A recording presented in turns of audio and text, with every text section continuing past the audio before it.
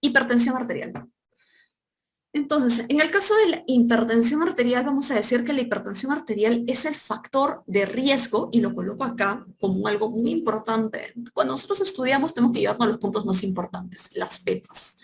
Decimos que la hipertensión arterial es el factor de riesgo cardiovascular modificable, porque lo puedo modificar, más importante.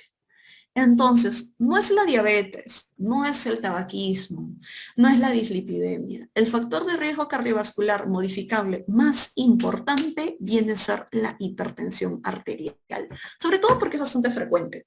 Y muchos pacientes mucha gente pasa subdiagnosticada hasta que llega muchas veces a un infarto de miocardio o un evento cerebrovascular o entran en un estado de insuficiencia renal. Entonces, ¿pero qué es la hipertensión arterial? En la hipertensión arterial vamos a tener que los vasos sanguíneos mantienen una cifra de presión más alta de lo habitual. Todos tenemos una presión arterial con la cual nuestra sangre se bombea al resto de nuestros órganos. Pero cuando esta presión para bombear esta sangre al resto de nuestros órganos es una presión excesiva, que puede ser por aterosclerosis, que ahora ya veremos las causas, eso es lo que lleva a un paciente a hipertensión arterial. Entonces, como veremos, por ejemplo, el diagnóstico muchas veces lo hacemos de manera ambulatoria cuando el paciente llega a la consulta y por una parte un chequeo médico o muchas veces porque tienen algún síntoma inespecífico y le tomamos la presión arterial y vamos a encontrar algo que se llama los ruidos de Korokov. Entonces, cuando nosotros colocamos el manguito de la presión arterial sobre cualquiera de los brazos, brazo derecho, brazo izquierdo, se aconseja que en la primera consulta yo debería de tomar la presión en ambos brazos. Yo voy a tener que, dentro de estos ruidos Korokov, el primer ruido y el último ruido, el primer ruido de la fase 1 y el último ruido de la fase 5 son los que me determinan la sístole y la diástole. Ahora, de acuerdo, esta cifra, este punto de corte en el cual yo digo mi paciente tiene hipertensión arterial es distinto de acuerdo a la sociedad europea o a la sociedad americana. ¿Por qué? Porque muchas veces este punto de corte es un punto de corte arbitrario. Es porque alguien dijo, bueno, 140,90 o 130,80, porque vieron que por encima de esa cifra aumentaba el riesgo cardiovascular. Pero vamos viendo de que hay algunos pacientes diabéticos con daño en órgano blanco o que tienen diabetes de larga data, mal controlada, y que muchas veces la cifra de presión arterial tiene que ser más baja. Si ya está por encima de 130,80, ya tienen que ser manejados como hipertensión arterial. ¿Por qué? Porque su riesgo cardiovascular de ese paciente diabético mal controlado, insulino dependiente, con enfermedad renal, ya es mucho más alto de que aquel paciente joven de 40 años que no tiene ningún factor de riesgo. Y ahorita vamos a hablar de eso. Entonces, la cifra estandarizada para la sociedad europea es 140,90 y es la que habitualmente conocemos todos nosotros. Más de 140,90, hipertensión arterial. De 130 a 140 muchas veces se determina eso de prehipertensión, pero ustedes ya saben que esta cifra es arbitraria y muchas veces más allá de la cifra tienen que ver el riesgo del paciente, porque ya les presenté los dos escenarios clínicos. Entonces, si después de haber hecho la valoración en la consulta ambulatoria del primer y el último ruido de Korokov, yo tengo que decirme cuál es la causa de esta hipertensión arterial. De nuevo, irnos a la etiología.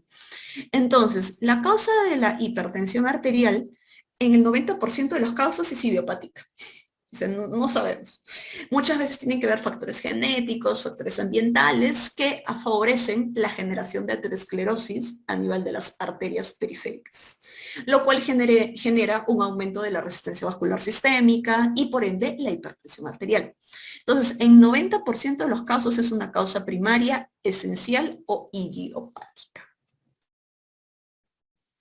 Y en un 10% de los casos va a ser una causa secundaria. Y la causa más frecuente dentro de las causas secundarias es el riñón, ya sea porque hay una enfermedad vascular, es decir, una estenosis renal o una fibrodisplasia a nivel de los vasos renales, que es más, mientras que hablamos que la estenosis renal es más propio de los pacientes mayores por aterosclerosis en los vasos renales, la fibrodisplasia es más en los personas jóvenes. O una alteración a nivel parenquimal, un cálculo, tal vez una pielonefritis, algún tumor que esté generando un proceso obstructivo a nivel de los riñones y por ende aumento el volumen sanguíneo y por ende hipertensión arterial. Luego tenemos las causas endocrinológicas y dentro de las causas endocrinológicas vamos a tener que la más frecuente es el hiperaldosteronismo primario. Entonces, ¿cómo lo veremos? Pacientes que vienen muchas veces con presión arterial alta y que tienen hipocalemia, tienen alcalosis metabólica y que muchas veces corresponde a un adenoma a nivel de las glándulas suprarrenales. Luego vamos a tener, en tercer lugar, que pueden ser causas cardíacas. Por ejemplo, una coartación de aorta, un ductus arterioso persistente, alguna fístula arteriovenosa que aumenta el gasto cardíaco y este aumento del gasto cardíaco impacta en la presión arterial. Recordemos que la presión arterial, cuando hablamos de presión arterial, es igual a gasto cardíaco por resistencia vascular sistémica. La mayoría de veces es porque la resistencia vascular sistémica está aumentada, ya sea por ateroesclerosis, genética, por causas genéticas, por causas ambientales, por eso decimos que la hipertensión es más frecuente a mayor edad, o porque aumenta el gasto cardíaco. Y este aumento del gasto cardíaco puede estar explicado por un aumento del volumen sanguíneo, por causas renales, por fístulas arteriovenosas que generan un aumento del gasto cardíaco y otros fenómenos. Entonces, luego tendremos también medicamentos. Los medicamentos como los anticonceptivos orales, los antiinflamatorios no esteroideos también pueden aumentar la posibilidad de hipertensión arterial. Entonces, cuando tenemos un paciente hipertenso nos tenemos que preocupar en 4 cosas. En primer lugar, existe daño de órgano blanco. Y entonces, en la primera valoración de un paciente hipertenso tenemos que pedir algunos exámenes para valorar si hay proteinuria, para valorar un electrocardiograma, si hay hipertrofia ventricular o en un ecocardiograma, cómo están las arterias carotidias, cómo está a nivel cerebral. Entonces, es lo primero que nos tenemos que preguntar. 2, también tenemos que preguntarle, bueno, si voy pidiendo estos exámenes del laboratorio, además le pregunto, señor, ¿usted ha tenido algún infarto previamente? Y el señor te dice, sí, ya tuve un infarto en el corazón, o tuve un evento en el cerebro hace 2 años, perfecto, ya tuve enfermedad cardiovascular, es un paciente de mayor riesgo. Entonces, 3, si no existe enfermedad cardiovascular, pues tengo que utilizar alguno de estos score de Framingham, cualquiera de esos score, para predecir el riesgo cardiovascular de este paciente. Y 4, evaluar si también hay otras enfermedades como la diabetes, el colesterol. Entonces, en la mayoría de los casos, el manejo de primera línea, y eso es pregunta de examen, va a ser los cambios en el estilo de vida, ya sea ejercicios, mantener un peso saludable, evitar evitar consumo de tabaco, reducir el estrés, dieta saludable, todo aquello que minimizamos, pero todo aquello que va a tener impacto en la presión arterial porque justamente es la primera medida de tratamiento en todos los pacientes. Y justamente coloco acá un cuadro alterno que vemos de la Asociación Americana de Cardiología. Ellos te dicen, por ejemplo, si la presión arterial está de 130 a 139, vamos a ver que te dicen, ¿cuál es el riesgo cardiovascular? Y el riesgo cardiovascular lo podemos evaluar en base a cualquiera de estos scores que había comentado. Score de Framingham, el score, por ejemplo, hay otro score que es el score de la misma sociedad americana, y que justamente te dice, su riesgo cardiovascular es mayor del 10%. Perfecto, si es mayor del 10%, tiene que iniciar medidas no farmacológicas, como lo que dije, controlar el peso, controlar el ejercicio, evitar el uso de tabaco y además el tratamiento farmacológico. Pero si su riesgo cardiovascular es menos del 10%, en este grupo de pacientes solo es medidas no farmacológicas. Pero en el caso que su presión arterial esté por encima de 139, es decir, por encima de 140/90, la mayoría de ellos ya va a tener que indicar algún tipo de tratamiento. Lo mismo lo podemos ver en la parte de acá. Y creo que lo más importante es determinar que ahora, hoy en día, el tratamiento farmacológico de la hipertensión arterial va como una terapia combinada. Y la terapia combinada va a utilizar o los IECAs o ARA2 en su defecto, si no tolera el IECA, más menos la utilización de un calcio antagonista o la utilización de un diurético de tipo tiazida. Entonces,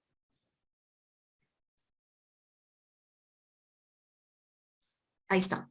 IECA, ARA2 más calcio antagonista o diurético de tipo tiazida. Cuando tenemos que la presión todavía no responde, vamos a utilizar los tres. IECA, calcio antagonistas más diuréticos. Y hablamos de hipertensión resistente cuando tenemos que utilizar 4 medicamentos. ¿Y cómo es esto? Que los tres restantes, de los 3 medicamentos que teníamos previamente, uno incluido un diurético, uno tiene que ser un diurético, todos están a máximas dosis. Todos estos están a dosis máximas. Y por eso tengo que utilizar un cuarto medicamento. A eso llamo hipertensión resistente. Y este cuarto medicamento es la espironolactona.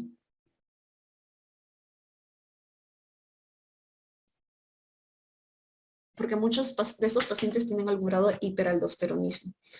Entonces, ese es el tratamiento farmacológico actual. ¿Casos especiales vamos a tener? Sí, claro que sí. Por ejemplo, aquellos pacientes con infarto agudo de miocardio, aquellos pacientes con enfermedad renal, aquellos pacientes, por ejemplo, con fibrilación auricular o con insuficiencia cardíaca y que además vienen hipertensos. En los pacientes con infarto agudo de miocardio, si los betabloqueantes, como ven acá, no conformaban los medicamentos de primera línea estándar para cualquier paciente, los pacientes con infarto agudo de miocardio pasan a ser medicamentos de primera línea. Los pacientes con enfermedad renal, un punto muy importante y algo que tienen que recordar es que los IECAs y o ARA2 son los medicamentos que van a disminuir la progresión de la enfermedad renal. Son los únicos medicamentos que evitan la progresión de la enfermedad renal en un paciente con hipertensión. Entonces, si tengo un paciente hipertenso con enfermedad renal no hemodiálisis, tengo que sí o sí incluir dentro de su tratamiento los IECA y o ARA2. Entonces, o ARA2, ¿no? Es uno u otro, no pueden ser los dos juntos. Entonces, y ahí a eso le agregaré diuréticos, que pueden incluirse en los diuréticos de tipo diuréticos de ASA, porque recordemos que estos pacientes tienen problemas para eliminar la cantidad de diuresis. Entonces, y ahí agregaremos más o menos los otros medicamentos. Entonces, de acuerdo a la patología, la comorbilidad que va teniendo, vamos haciendo algunos medicamentos más útiles que otros. Por ejemplo, en la fibrilación auricular, los betabloqueantes también llegan a ser medicamentos de primera línea. Y en la insuficiencia cardíaca, igual. Entonces, luego de haber hablado esto, yo creo que ya hicieron apertura del chat, porque ahorita nos toca hablar un poco de emergencias hipertensivas. Tienen 5 minutos para más o menos ir preguntando las dudas, haciendo sus preguntas acerca de esta parte, porque ya vamos a acabar la parte de hipertensión. Y luego avanzamos un poquito más rápido con lo que viene a ser valvulopatías y cardiopatías congénitas. Bueno, creo que acabo con esta parte y empezamos con responder las preguntas. Entonces, hablamos de emergencia hipertensiva. La emergencia hipertensiva, ¿cuál es la definición? Esta cifra de acá.